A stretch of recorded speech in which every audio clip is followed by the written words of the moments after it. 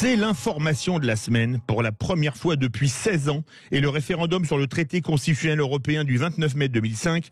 Les Français vont être consultés par référendum afin, je cite, d'introduire les notions de biodiversité, d'environnement, de lutte contre le réchauffement climatique dans l'article 1er de la Constitution. Un référendum qui fait beaucoup jaser à 16 mois du premier tour de la présidentielle, certains hurlant à la manœuvre politique visant à garantir au président de la République un plébiscite avant qu'il se représente. Si on ajoute à ça la politique fort peu écologique menée depuis 3 ans et demi, entre traités de libre-échange signés avec les 4 coins de la planète et fermeture de Fessenheim pour acheter l'électricité allemande produite au charbon, une question s'impose et c'est le débat du dimanche. Référendum sur le climat, Macron est-il crédible? Pour en débattre avec nous, Christophe Madrol, secrétaire général de l'Union des démocrates et écologistes. Bonjour. Bonjour. Et Philippe Murer, auteur de Comment réaliser la transition écologique, un défi passionnant, publié chez Jean-Cyril Godefroy. Bonjour. Bonjour. Christophe Madrol, on va commencer avec vous. Vous attendiez-vous à l'annonce d'un référendum sur ce sujet? Sincèrement, Philippe, bonjour à tous les auditeurs. Non, j'ai suivi avec intérêt la Convention citoyenne et les 149 propositions qui émanaient de la situation de la Convention citoyenne. D'ailleurs, 149 propositions qui allaient dans le sens des propositions que j'ai faites depuis plusieurs années au président de la République, soi-disant. Cette question du référendum, nous l'avions abordée déjà et nous avions été soutenus par Europe Écologie Les Verts et une partie de la gauche qui aujourd'hui crie au scandale quand le président Macron propose ce référendum. Donc je m'y attendais pas, mais je m'en réjouis. Philippe David, je m'en réjouis parce que vous savez que je suis de ceux qui est pour une écologie responsable. Je ne fais pas partie de ces écologistes qui veulent interdire les sapins de Noël ou qui crient au scandale dans les manifestations pro-israéliennes ou pro-palestiniennes. Je suis de ceux qui pensent que l'écologie et l'environnement doivent aller ensemble. Donc je me réjouis parce qu'il y aura enfin un débat sur la question du changement climatique en France. Il ne faut pas prendre ce changement climatique à la légère. Je vis à Marseille, comme vous le savez, je vois l'état de la Méditerranée. Dans votre journal, on parlait de la pêche en Méditerranée. Oui. Tout ça, ça a le même écho. Donc moi, je me réjouis que le président Macron se réapproprie une proposition qu'on lui avait faite, que je lui avais faite, de ce grand référendum. Alors justement, Philippe Murer, vous avez entendu Christophe Madrol, j'allais vous poser la même question. Vous attendiez-vous à un référendum sur ce sujet, mais il en a ajouté une deuxième. Et vous réjouissez-vous de ce futur référendum? Non, je ne m'y attendais pas, franchement, mais Macron nous fait un peu de politique aérie. Pourquoi? Parce que moi, je suis un fervent écologiste. Si j'ai écrit ce livre, Comment réaliser la transition écologique, c'est que j'y crois à 100%. Il faut absolument marier économie et écologie. D'ailleurs, les Français, c'est une évidence pour tous les Français qu'il faut protéger notre milieu de vie. Personne ne le conteste, aucunement. Mais d'ailleurs, un sondage IFOP de l'année dernière montrait que c'était le premier sujet pour les Français, devant leur propre pouvoir d'achat. Donc on voit que Macron veut mettre une évidence dans la Constitution. Mais en tant que président, quelqu'un qui a beaucoup de pouvoir, on n'attend pas à ce qu'il mette des évidences, qu'il dise des évidences, qu'il dise « j'aime l'écologie ». On attend qu'il fasse des actes concrets pour l'écologie, des actes qui prendre des actions, des mesures, mettre des moyens de financement. En fait, Macron fait de la politique aérie et Dalida pourrait lui dire « parole, parole et parole, monsieur le président », parce que c'est de ça dont il s'agit. Mais ce qui est très grave, c'est en fait il y a beaucoup d'hommes politiques qui font absolument de la démagogie en faisant semblant de s'apitoyer ou en s'apitoyant sincèrement sur des sujets, par exemple la mort des agriculteurs qui se suicident à cause des accords de libre-échange et de la concurrence déloyale. Que propose-t-il en face de ça? Absolument rien. Ils ne font que s'apitoyer. Pareil sur le climat. Je ne peux pas vous dire ça. Mais c'est très... Non, mais laissez-moi finir, monsieur. Pareil sur le sort des infirmières. On dit les infirmières depuis 10 ans. Laissez-moi finir, monsieur. Laissez-moi finir, je ne vous ai pas coupé. Pareil pour le sort des infirmières sur lequel tout le monde s'apitoie.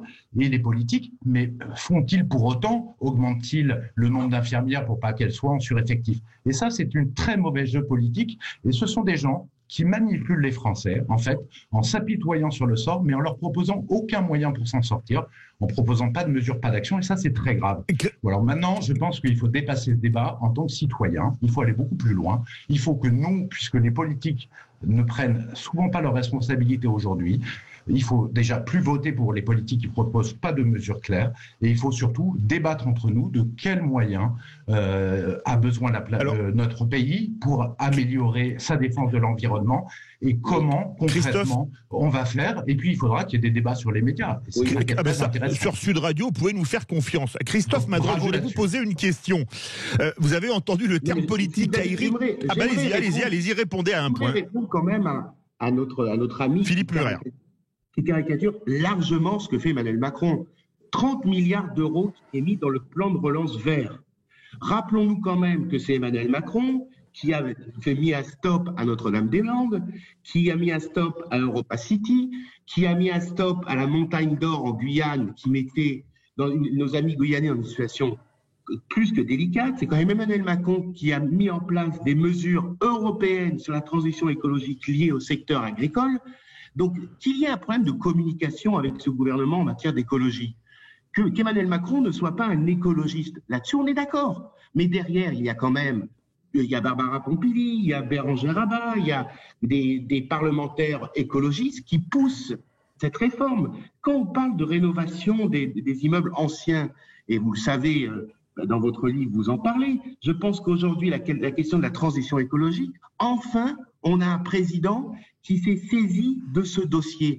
Ne me dites pas que le président Sarkozy, le président Hollande aient fait le quart de ce qu'a fait Emmanuel Macron en 3 ans. Donc, il faut aller plus vite, il faut aller plus loin, il faut aller plus fort. Mais arrêtons de caricaturer ce que fait Emmanuel Macron et son gouvernement en matière d'écologie.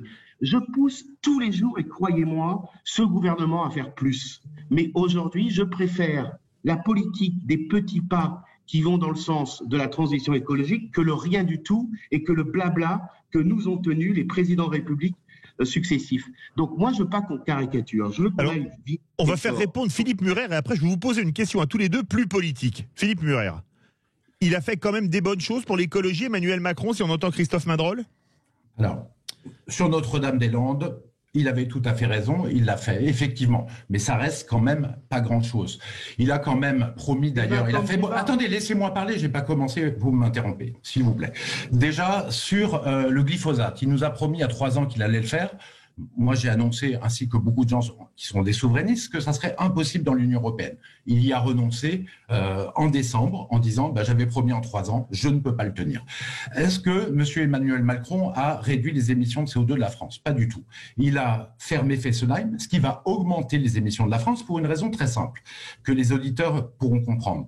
En fait, quand vous n'avez plus le flux d'électricité nucléaire qui est stable, vous êtes obligé de le remplacer par des énergies renouvelables, comme les panneaux solaires et des éoliennes qui produisent quand il y a du vent et du soleil. L'autre moitié du temps, quand il n'y a pas de vent et du soleil, on va importer de l'énergie au charbon, de l'électricité au charbon de l'Allemagne, ou on va produire de l'électricité au gaz, donc émettre plus de CO2. Fermer Fessenheim, c'est émettre plus de CO2, c'est absolument contraire à ce qu'il propose de mettre dans la Constitution. J'en suis désolé. Et moi, ça me peine profondément. De la même manière, il nous dit « je veux plus de voitures électriques ». Et c'est ce qu'il veut faire, et il met des subventions pour ça. Et en même temps, il ferme des capacités de production électrique. Ce qui veut dire qu'on va devoir importer de l'électricité d'autres pays. Alors que la France, on avait Fessenheim qui produit aucun CO2, pratiquement aucun CO2. Il a fait les accords de libre-échange aussi. Il a signé tous les accords de libre-échange. Il les a tous acceptés. Avec le Vietnam, avec le Mexique qui ont des normes environnementales beaucoup plus faibles. Donc ça va faire beaucoup de transport, ça va faire du dumping environnemental. Et ne parlons pas, monsieur, parce que vous êtes écologiste européen. Mais comment pouvez-vous l'être? L'Union européenne est en train de mettre une pression énorme sur la France pour qu'on signe l'accord Union européenne-Brésil.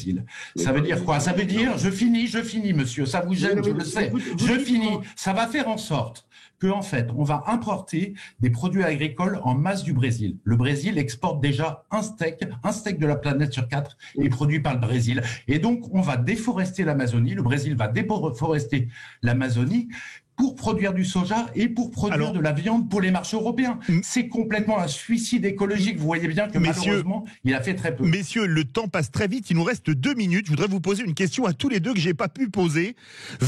Il reste même pas 18 mois avant la présidentielle. Il y a les régionales et départementales à rattraper. Quand est-ce que vous verriez une fenêtre de tir pour faire ce référendum? Christophe Madrol. On pourrait... Temporel, évidemment. D'abord, premier point, Frédéric, on ne peut pas faire d'écologie sans écologistes.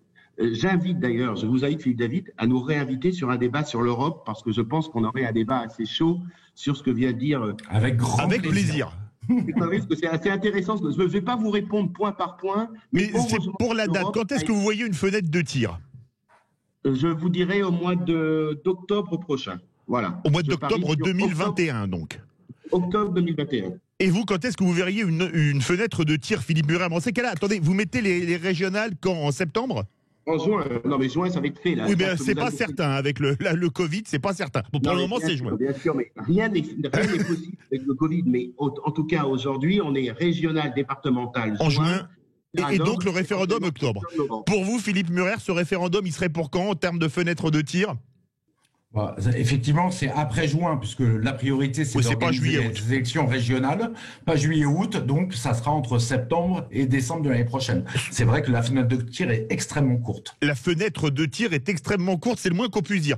On vous réinvitera parce que vous savez qu'on parle vrai sur Sud Radio, ce sera très bien de faire un débat avec vous deux sur l'Europe et sur l'écologie avec un immense plaisir. Merci à vous, Christophe Madrol, secrétaire général de l'Union des démocrates et écologistes. Merci à vous, Philippe Murer, auteur de Comment réaliser la transition écologique, un défi passionnant, publié chez Jean-Cyril Godefroy. Verdict sur Twitter, eh bien vous êtes 96% à dire non. Pour vous, Emmanuel Macron n'est pas crédible en proposant un référendum sur le climat.